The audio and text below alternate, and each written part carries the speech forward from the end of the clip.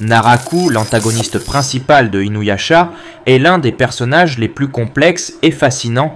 Sa présence maléfique et son évolution psychologique ont marqué l'histoire de nombreuses œuvres et son influence s'étend bien au-delà de la série Inuyasha. En effet, il est l'une des inspirations majeures pour la création d'un autre personnage légendaire du genre, Muzan Kibutsuji, le principal antagoniste de Demon Slayer, Kimetsu no Yaiba. Bien que ces deux personnages évoluent dans des contextes différents, leurs similitudes sont frappantes et loin d'être fortuites. Tous deux incarnent des figures de puissance démoniaque, de manipulation et de résilience. Leur caractère profond et ambivalent a marqué les générations d'amateurs d'anime, et Naraku, par son aspect de demi-démon et ses motivations complexes, a ouvert la voie à des figures comme Muzan Kibutsuji. Ce dernier reprend à son compte de nombreux traits de caractère et aspects de psychologie que l'on retrouve chez Naraku, faisant de ce dernier une figure pionnière dans l'univers des antagonistes de manga. L'origine de Naraku est fascinante et tragique. Il n'est pas simplement né démon, mais est le résultat d'une fusion entre un bandit humain nommé Onigumo et plusieurs démons. Onigumo, un homme rongé par le désir et la cupidité, a sacrifié sa propre humanité pour fusionner avec ses démons, devenant ainsi Naraku. Cette fusion symbolise l'isolement et la dégradation de son âme, ce qui fait de lui un personnage déchiré, à la fois humain et démon.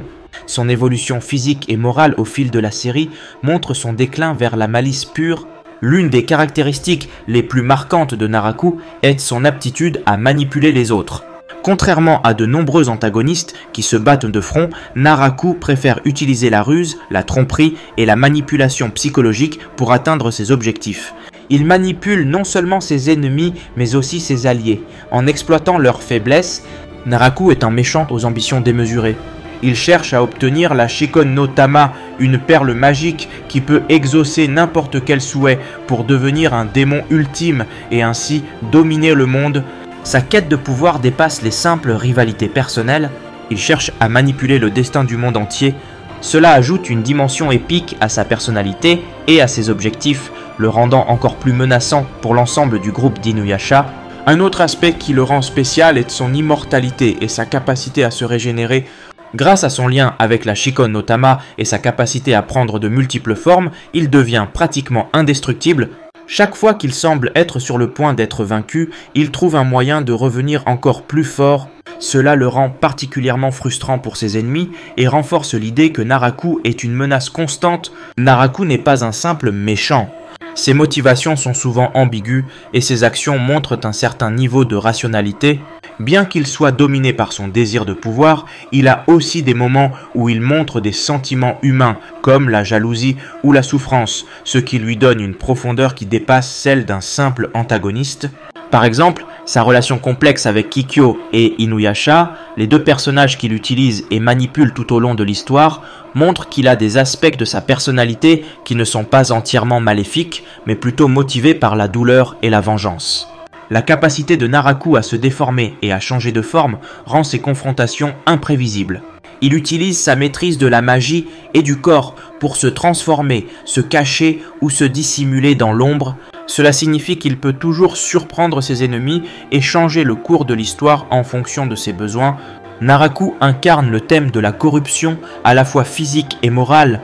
Son personnage est la personnification de l'évolution d'un homme ordinaire en une créature assoiffée de pouvoir, se dégradant de plus en plus au fur et à mesure de son parcours. Cela contraste avec d'autres personnages comme Inuyasha, qui est lui aussi un hybride, démon et humain, mais qui lutte pour trouver un équilibre entre ces deux natures.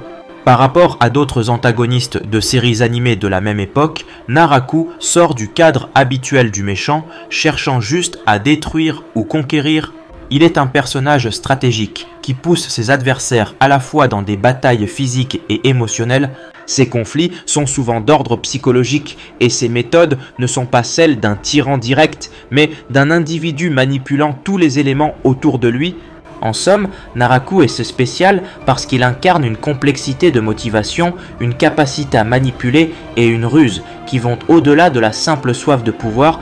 Il est un antagoniste qui va chercher à s'emparer de l'âme de ses ennemis tout autant que de leur corps, et cela lui confère un côté à la fois tragique et terrifiant. sa maîtrise des conflits internes, sa résilience et sa volonté de transformer tout autour de lui en une guerre de manipulation en font l'un des antagonistes les plus mémorables du genre,